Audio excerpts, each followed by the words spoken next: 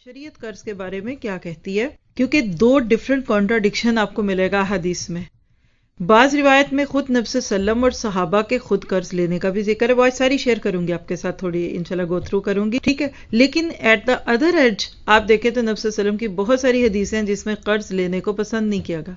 کہہ لیجئے پریکٹیکلی ہمیں ملتا ہے کہ اللہ کے نبی نے بھی قرض لیا، صحابہ کرام نے لیا، حضرت عائشہ بھی لیتی تھیں۔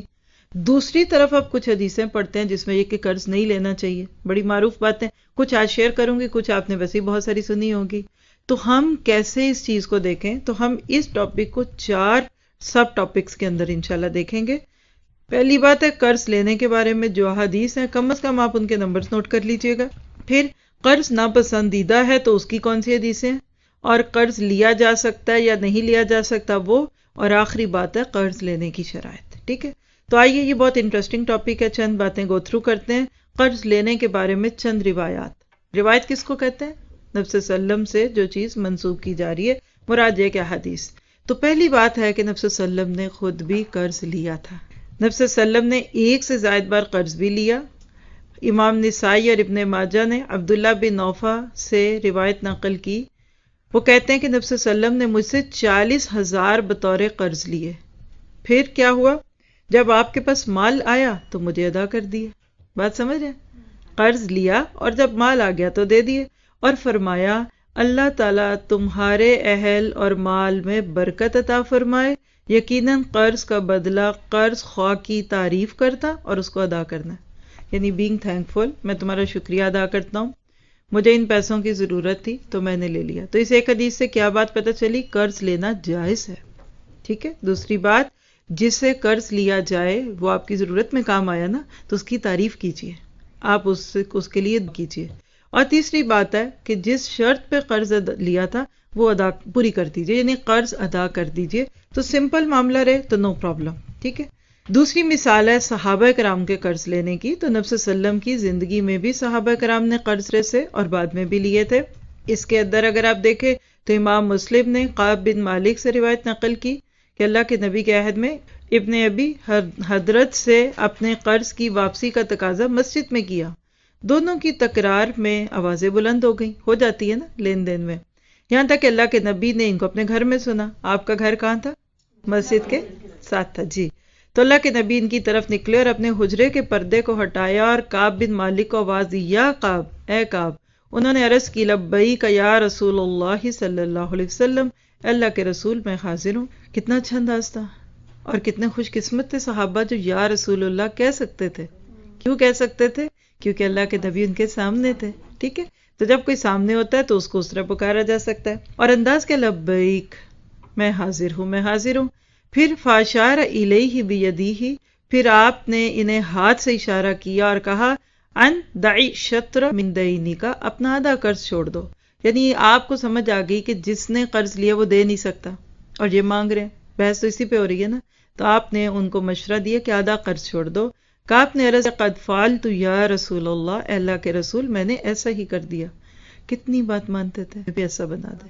اچھا، کل تو اللہ کے نبی نے خود پردے سے جھانک کے کہا تو ماننا چاہیے تھا نا، تو آج تو نہیں ہے نا رسول اللہ، تو ان کی حدیث دیکھ کر ہم بھی کیا کہیں؟ لبیک، اللہ کے نبی جو آپ کہیں گے ہم اس کو مانیں گے۔ یہ ہوتا ہے صحابہ کا نبی کی بات کو سن کر اپنی بات چھوڑنا، اور سب سے مشکل حق جو چھوڑنا ہوتا ہے نا، وہ مال کا حق ہوتا ہے۔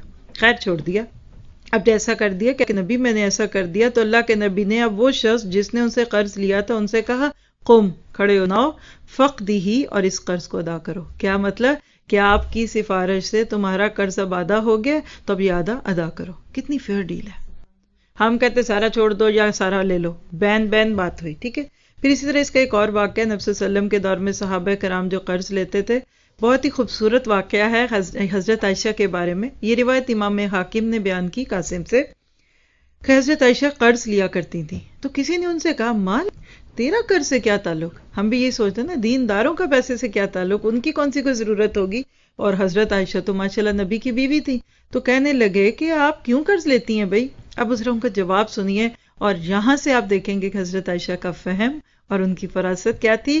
کہنے لگی، میں نے رسول اللہ سے یہ بات سنی، ما من عبد کانت لہ نیت فی اداء دینہ، جس بندے کی بھی نیت ہوگی اپنے قرض کی ادائیگی کی، الا کان لہ من اللہ عون، تو اللہ کی طرف سے اس کی مدد ہوگی. یعنی اللہ کے نبی نے کہا کہ جو کسی کا قرض دار ہے، آپ یعنی آپ نے کسی سے پیسے لیے تو اب آپ اس کو ادا کرنا چاہتی ہیں، تو اللہ خود بخود اس بندے کی اتنی مدد کرتے ہیں کہ اس کے رزق میں وسعت ہو جاتی ہے. تو کہنے لگی فَالْتَمِسُوا ذَلِكَ الْعَوْنَ، تو میں وہ قرض لے کر اس مدد کو حاصل کرنا چاہتی ہوں. سمجھ آئی؟ کتنی سینس تھی ان کی نا، کہ میں اس لیے لوں گی کہ پھر اللہ کی مدد آئے. اور حضرت عائشہ کی میں نے ایسے اور بھی باتیں پڑھی ہیں نا، تو مجھے لگتا ہے شی واز ایکسٹرا جینیس. میں خود بڑی امپریس ہوتی ہوں ان کی باتوں. فی البدی شارپ، اور جس کو آپ کہیے کہ واقعی زیرک قسم کی عورت تھی، اور منہ پہ جواب دیتی تھی. یعنی کچھ تو سوچ کے کہتے ہیں نا، اور یہ کہنا چاہیے تھا. ماشاء اللہ انٹلیکٹ بہت خوبصورت تھا. ٹھیک ہے، تو یہاں سے کیا پتہ چلا کہ حضرت عائشہ نے بھی قرض لیا. پھر اسی طرح سے ایک اور روایت جو ہے امام ابو عبید القاسم نے ابراہیم سے روایت کی. کہتے ہیں کہ حضرت عمر نے، اب نوٹ کیجئے گا، حضرت عمر نے کب؟ جب وہ خلیفہ تھے. خلیفہ کے ہاتھ میں کیا ہوتا ہے؟ ملک کا خزانہ ہوتا ہے، بیت المال. لیکن انہوں نے عبد الرحمن بن عوف سے 400 درہم قرض مانگے. عبد الرحمن بن عوف ایک صحابی تھے، بہت اچھے تھے، بہت اللہ نے ان کو نوازا تھا. لیکن عمر کون تھے؟ تو عمر کے پاس زیادہ ریسورسز تھے یا عبد الرحمن کے پاس؟ عمر کے پاس تھے. اب عبد الرحمن کو بڑی حیرت ہوئی کہ مجھ سے مانگ رہے ہیں، یا لیجیے پرسنل لون مانگ رہے ہیں، جبکہ ان کو ایک کمپنی لون دے رہی ہے. اس طرح سمجھ لیں. تو حضرت عبد الرحمن نے پوچھا کہ آپ مجھ سے قرض طلب کرتے ہیں جبکہ آپ کے بیت المال ہے، آپ اس سے کیوں نہیں لے لیتے؟ تو پھر اس قرض کو واپس کر دیجئے گا. تو اس پہ حضرت عمر کا جواب دیکھیے، ان کی حکمتوں سے بھرا ہوا. کہنے لگے مجھے اس بات کا اندیشہ ہے کہ میری موت آ جائے تو تم اور تمہارے ساتھی کے، کون جو بھی خلافت میں ساتھ مددگار ہے، کہ اس کو امیر المومنین کے لیے چھوڑ دیجئے. یعنی ان سے پیسے نہ لے، ان کو کھانا دے دیں، ان سے پیسے نہ لے. ہاں، ان کو چیز دے دیں، دوسروں کو پیسوں کی دیں، ان کو فری دے دیں. ہوتا ہے نا، جہاں اتھارٹی ہوتی ہے، جہاں عزت ہوتی ہے، یہاں تھوڑا لحاظ ہوتا ہے یا محبت ہے، ہم کہتے ہیں ان کو چھوڑ دی، ان کو رعایت دے دیں. جیسے آپ کہتے ہیں وزراء اور مشیر جو ہیں ان کو یہ رعایتیں دی جائیں گی، ان کو گاڑیاں دی جائیں. تو حضرت عمر کہہ رہے میں قرض لیتا، کل میں مرتا، تم نے آؤٹ آف کرٹسی میرا قرض معاف کر دینا تھا.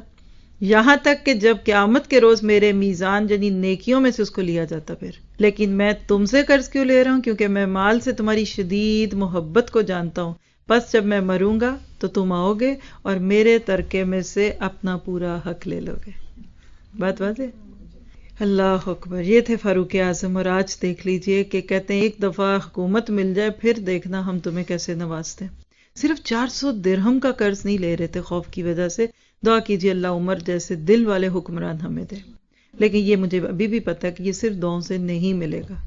اعمالکم اعمالکم، حدیث کا خلاصہ ہے تمہارے اعمال ہی تمہارے حکمرانوں کی صورت میں تمہارے سر پہ مسلط کیے جاتے ہیں. جیسی رعایا ویسے عوام. آج عمر آ بھی جائیں تو عمر کو آنے کس نے آگے دینا ہے؟ بڑی بڑی انٹیلیجنسز ان کو وہیں روک لیں گی، رائٹ؟ تو عوام کو ٹھیک کیجیے، اپنی اصلاح کیجیے، پھر عمر ایک بھی نہیں بہت سارے عمر انشاءاللہ ہمیں مل جائیں گے. اب اتنی باتیں سن کے آپ کو مجھے کیا لگا کہ قرض لو. اب اگلے اس کے اپوزٹ ایج پہ چلتے ہیں تاکہ پتہ چلے آپ سارے ابھی یہی نہ سوچ لیں کہ اب اور قرضے لینے ہیں. یہ تو فائدہ ہوا دین سیکھنے کا. ہم تو ڈرتے ہوئے آئے تھے اس کورس میں، کئی لوگ ڈرتے ہوئے آئے ہی نہیں ہوں گے یا آئیں گے نہیں اس موضوع پہ سننے کو کہ پتہ نہیں کیا ہوگا. یاد رکھے علم ہمیشہ زندگی کو آسان کرتا. یہ بات آج ہی لکھ کے نا تو پلو سے باندھ لے. آپ جس موضوع پہ علم لے لیں گے نا ایک دفعہ، میں نے اللہ کے حکم سے 20 ٹاپکس کرا دیے، تفسیریں کرائیں، حدیث پڑھائی، مجھے کوئی اسلام کا پہلو پڑھنے اور پڑھانے کے بعد اس سے خوف نہیں آیا، بلکہ میرا خوف اتر گیا. پھر آپ دیکھیں گے، انجوائے کریں گے انشاءاللہ. ٹھیک ہے، تو اب ہم دوسری طرف اپوزٹ موضوع کی حدیث دیکھیں گے کہ قرض ناپسندیدہ کیسے ہے. اس کے بارے میں چند باتیں. تو پہلی بات یہ ہے کہ عام حالات میں قرض پسندیدہ نہیں ہے، ٹھیک ہے، لیکن اس کے باوجود اس کو لینے کی اجازت ہے. بات واضح ہے؟ یعنی کوئی بھی کام ہر وقت تو آپ نہیں کرتے نا. جیسے مثال کہ میں اس کو آج آپ کے لیے ایک جملے کے ساتھ بول دیتی ہوں جو میں اکثر طلاق کے موضوع پہ بولتی ہوں. آپ خود بھی تفسیر میں پڑھیں گے تو جملہ میں نے وہاں بولا ہوا ہے کہ ڈائیورس از این ایمرجنسی ڈور. ہر حالات میں تو ہر وقت تو نہیں کوئی عورت طلاق لیتی یا مرد دیتا، لیکن ایک ایمرجنسی ڈور کھول دیا اللہ تعالیٰ نے کہ اگر کبھی پھنس جاؤ، بند ہو جاؤ، کچھ ہو تو اس ڈور سے نکل جاؤ. قرض از ایمرجنسی ڈور. میں اپنے لیے تو یہی سوچوں گی. دوسروں کو قرض دینے کی رغبت رکھیں. اور خود قرض لینے سے ایوائڈ کریں. یہ ساری خلاصے جو اب آگے پڑھیں گے. اب میں نے آپ کو اینڈ والی بات پہلے بتا دی ہے.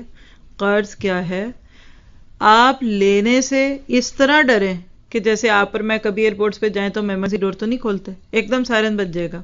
ٹھیک ہے، وہ ساری حدیثیں ہم پڑھیں گے ابھی کہ کیوں نہ لے، کیا نقصانات ہیں اس کے. لیکن مجھ سے کوئی مانگے تو مجھے پہلے ہی تیار ہو کے بیٹھنا چاہیے کہ آئی ول گیو یو. ٹھیک ہے، تو اس میں دیکھتے ہیں 5 باتیں ہم اس میں انشاءاللہ دیکھیں گے. پہلی روایت حضرت امام بخاری کی حضرت عائشہ سے ہے. فرماتی ہیں کہ اللہ کے نبی صلی اللہ علیہ وسلم اپنی نماز میں یہ دعا کیا کرتے ہیں: اللہم انی اعوذ بک من الماثم والمغرم.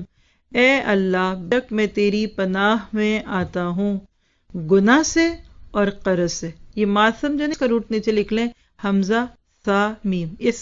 اسم کس کو کہتے ہیں؟ جسم ما حاق بہ فی صدرک. اپنی تفسیر یاد کیجئے، ہاں پڑھ چکے ہیں آپ یہ لفظ اپنے کوشچن میں. اینی اسم سے. اور مغرم کیا ہے؟ غین را میم.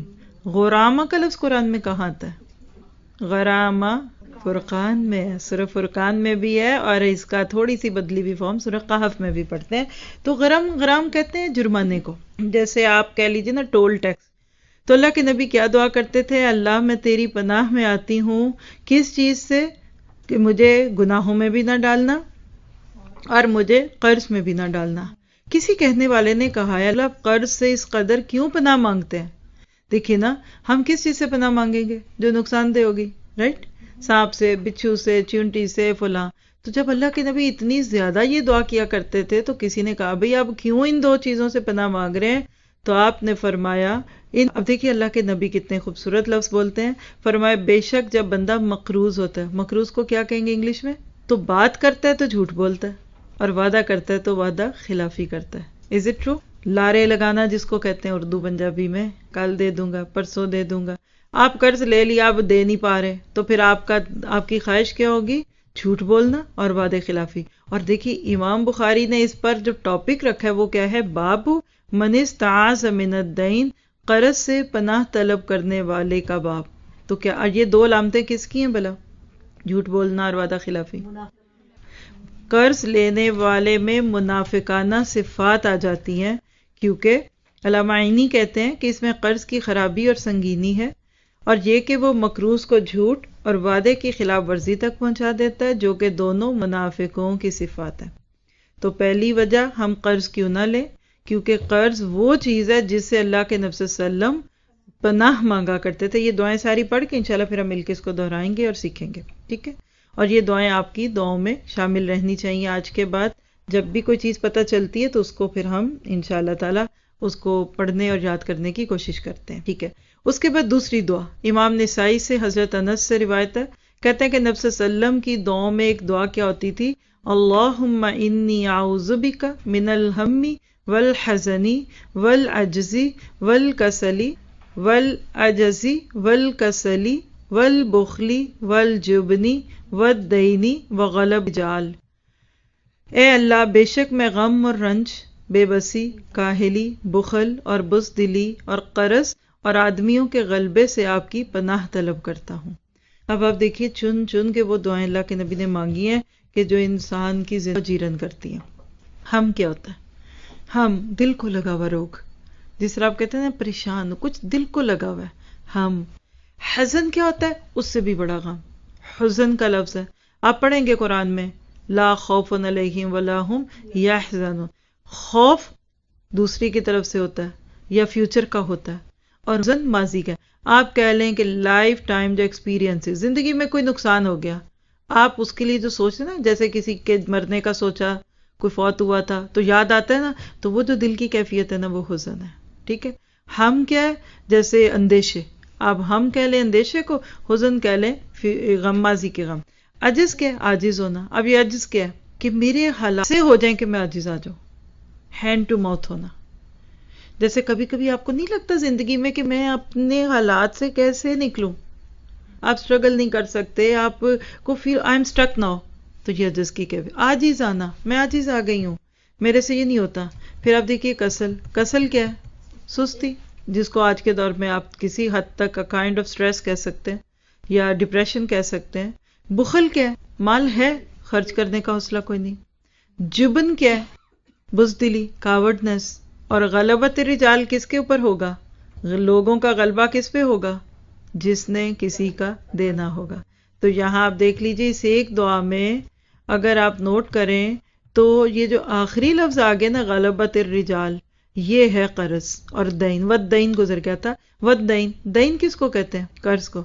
بڑی مزے کی بات ہے، ذرا لکھیے، ایسی آؤٹ آف دی وے ہے لیکن لکھیے لفظ دین. ٹھیک ہے، دین، دین اسلام. آگے لکھیے دین، ایک ہی لفظ ہے نا، معنی کتنے فرق ہے. دین کس کو کہتے ہیں؟ ریلیجن ہمارے خیال میں، وے آف لیونگ. اوکے. دین کہتے ہیں قرض کو.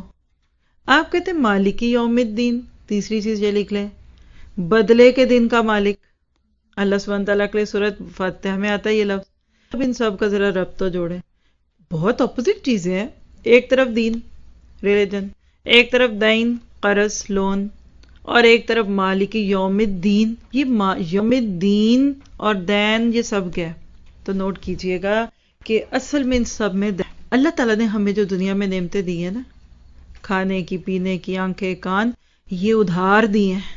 کم از کم 3 دفعہ قرآن میں آیت آتی ہے سم بیما کسبت رہینہ.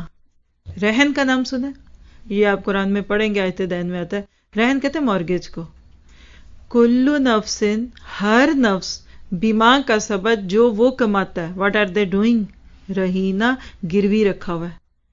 قیامت کے دن اللہ سبحانہ تعالیٰ نے جو نعمتیں مجھے اور آپ کو دی ہیں نا، اس کا حساب چکائے گا. کتنوں کو بات واضح ہو گئی؟ میں اور آپ جو نیکیاں کر رہے ہیں نا اس وقت، اگر کوئی، تو ہم قسط چکا رہے ہیں. جس لائک کہ میں قسط دے رہی ہوں یا میں ایک انسٹالمنٹ دے رہی ہوں، میں پیمنٹ دے رہی ہوں ان کو کیونکہ مجھے جو نعمت ملی تھی اس کی. تو دنیا میں سارا وقت اللہ کی نعمتیں کھاتے ہیں، پیتے ہیں، ہوا لیتے ہیں، سب کچھ کرتے ہیں، کچھ بل نہیں آتا. قیامت کے دن نیکیوں اور بدیوں کی صورت میں وہاں پلس مائنس ہوگا. تو لہٰذا یہ دعا بھی یاد کرنے کے قابل ہے. پھر تیسری دعا دیکھیے گا، امام نسائی نے عبداللہ بن عمر بن عاص سے روایت نقل کی کہ نبی صلی اللہ علیہ وسلم اکثر ان کلمات کے ذریعے سے دعا کیا کرتے تھے: اللہم انی اعوذ بک من غلبۃ الدین وغلبۃ العدو وشماتۃ الاعداء. کہ اللہ، میں قرض کے چڑھ جانے، دشمن کے غلبے اور دشمنوں کی خوشی سے آپ کی پناہ لیتا ہوں. دیکھیں یہاں پہلی چیز دین. آج تک کبھی آپ نے سوچا تھا کہ اللہ کے نبی اتنا ڈرتے تھے قرض سے یا دین سے کہ آپ اس کو دعاؤں میں شامل کرتے تھے؟ پھر دشمن کا غلبہ کیا ہوتا ہے کہ بس میں دف میں آ کے غلط کام بھی صحیح کرنے لگ جاؤں اور صحیح کو بھی غلط کہوں. شماتت الاعداء، شماتا کہتے ہیں دشمنوں کی خوشی. اور دشمن کب خوش ہوتا ہے؟ جب آپ کے حال بگڑتے ہیں. ٹھیک ہے، تو لہٰذا یہ 3 چیزوں سے آپ نے پناہ مانگی کہ اللہ قرض کے چڑھ جانے، دشمن کے غلبے اور شماتت اعداء سے آپ کی پناہ لیتا ہوں. پھر اس کے بعد تیسری روایت دیکھیے گا، امام احمد نے عقبہ بن عامر جوہنی سے کہی کہ روایت کی کہ اللہ کے نبی کو اپنے صحابہ سے یہ فرماتے ہوئے سنا: وَلَا تَخِيفُوا أَنفُسَكُمْ أَوْ قَالَ الْأَنفُسِ، اپنی جانوں کو نہ ڈراؤ. تو آپ نے فرمایا کہ اپنی جانوں کو، یعنی جان کو یا جانوں کو. لوگوں نے آ کے پوچھا: یا رسول اللہ ما نخیف انفسنا، یہ اپنی جانوں کو کیسے ڈراتے ہیں بھائی؟ تو اب آپ دیکھیے ایک لفظ میں اس کا جواب ہے الدین.